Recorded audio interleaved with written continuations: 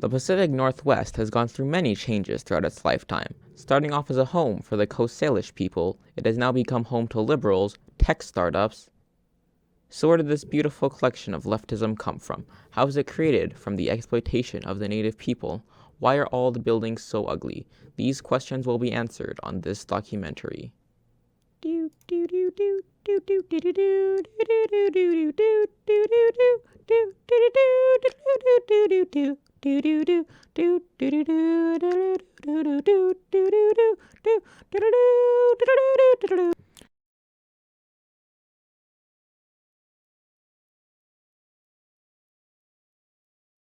These two were Arthur and David Denny.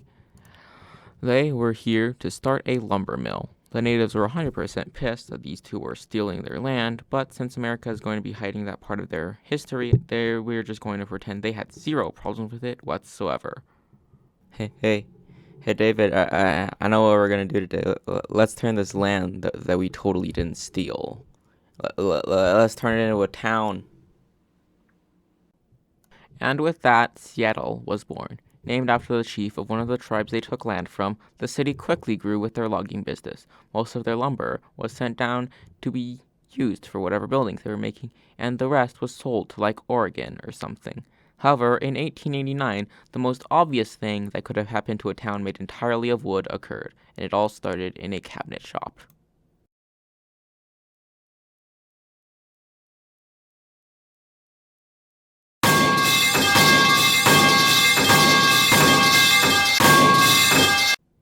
The hot glue inside the pot lit the wooden cabinets in the shop on fire, which quickly set the rest of the building ablaze. It spread like wildfire, and despite the volunteer fire department's best efforts, it enveloped the whole city, eventually coming to a halt at what we now know as Pioneer Square.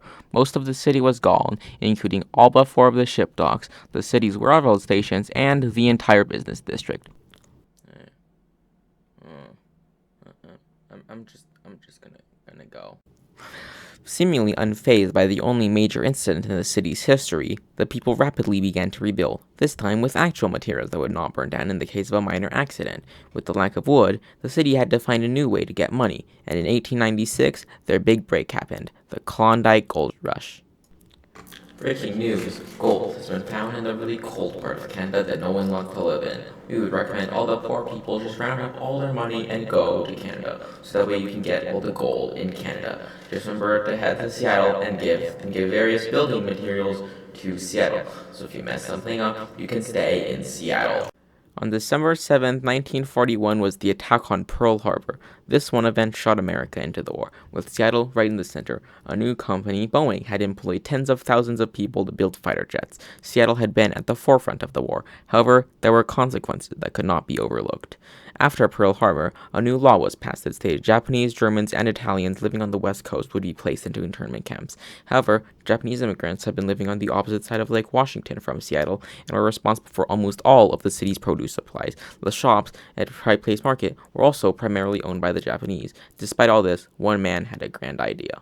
Hello, my name is Miller Freeman. I stand here today to ask you to build a bridge across Lake Washington. Now that all of the Japanese are gone, there's all this land we can build a city with.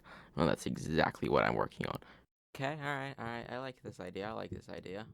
How much is this going to cost?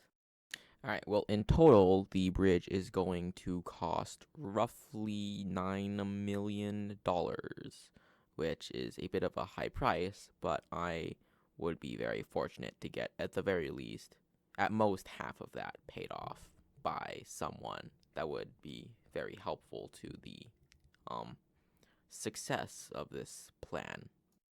Okay, so I may not be able to get all of that for you right now because I don't have $4 million lying around.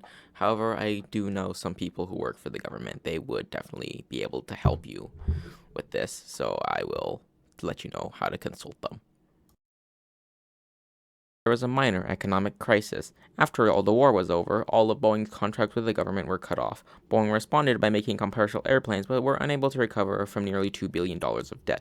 Boeing had no choice but to lay off a majority of their workforce, bringing their almost 200,000 workers to a tenth of their former numbers. Many people needed to find work elsewhere. In the meantime, 2 former Seattle citizens were starting their business in New Mexico. Alan, what is it, Mr. White? We need to make computer software. This is art, Mr. Gates. Actually, it's just basic coding. Aw, man, I gotta put this on my PC. No, we don't use our own supply. Mr. Gates.